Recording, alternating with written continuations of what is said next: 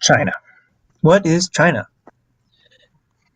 China's borders today stretch over large amounts of territory, from the Tibetan Plateau to the Muslim Uyghurs area of the Taklamakan Desert and to half of the former heartland of the Mongols. But this is not what we think of when we are speaking of Chinese people or culture.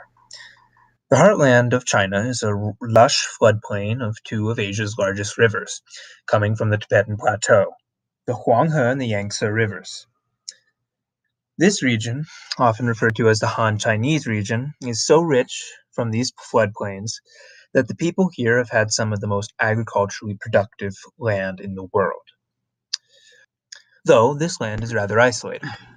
On the east of China is the vast Pacific Ocean, to the south the mountainous rugged jungle of Southeast Asia, to the west the harsh dunes of the Taklamakan Desert, the arid Central Asian steppe and the extreme desert-like mountain range of Tibet, and finally, to the north, the Gobi Desert of the Mongolian steppe and the cold mountainous Manchuria and Russian taiga. But in between all this is arguably the richest land in the world.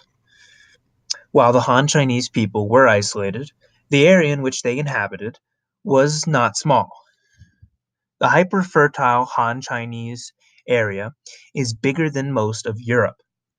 For example, the Han Empire, which is where the name comes from for the region, was at a height 6,500,000 square kilometers.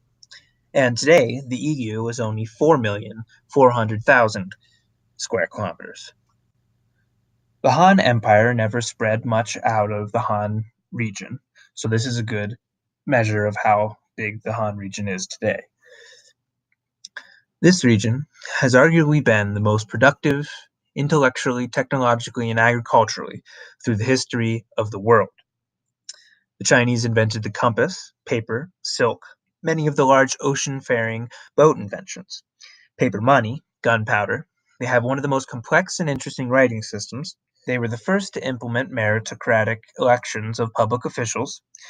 There have been numerous works of art and literature that have sprung from this region, as well as the largest ever populations, and much more. If one was to pick any time in human history, the best place to live and most productive area would on average be in the Han Chinese region, although this has not been the case for the last 220 years, ever since the rise of the British Empire. There are many reasons for China's slow recovery. One of the biggest reasons is the vastness of the countryside and difference of the culture and language, which increase the difficulty for Western ideas to penetrate. Throughout China's history of relations with the West, they have practiced extreme control and moderation. Many countries were limited to singular cities for trade with the rich East. After all, China is the prosperous East that many Europeans talk about when wanting to set sail. China is what Columbus set out to find. Unlike Japan and Korea, China had less to gain at the beginning from European powers, so they had a much later start to the Industrial Revolution. And they had a rude awakening in the process of British trade warring and the Opium Crisis, but has since been reclaiming its world title. In the past 40 years, China has grown no less than 10% a year, and China's economy grew from the same size of India to two-thirds the size of the United States, and is not posed to stop growing. Population is declining, however, but this is an aspect of the growing middle class and change from a manufacturing economy. China today has the largest middle class by US standards already. China could just as easily be called the land of rivers. China has many navigable rivers, especially the Yangtze and the Huanghe, which are navigable by very large ships. But also, China has many subsidiary rivers which acted even more so as highways for goods and people. The temperate yet extremely water-rich region of China has allowed for major cultural development. China today is a technology powerhouse. China is the largest renewable energy producer, the largest electric car producer, and they have the most extensive electric high-speed rail system in the world. When it comes to technology, China has matched or excelled farther in almost everything that the United States has.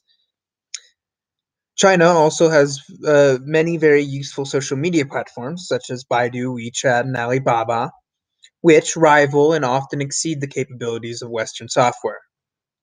China has also recently constructed many world record buildings and infrastructure, like the largest aquatic bridge, the Hong Kong Macau Bridge. In short, China is posed to be the next global superpower. I highly advise learning Mandarin and studying Chinese culture, if not, at least being aware of the developments which take place. Thank you. 再见.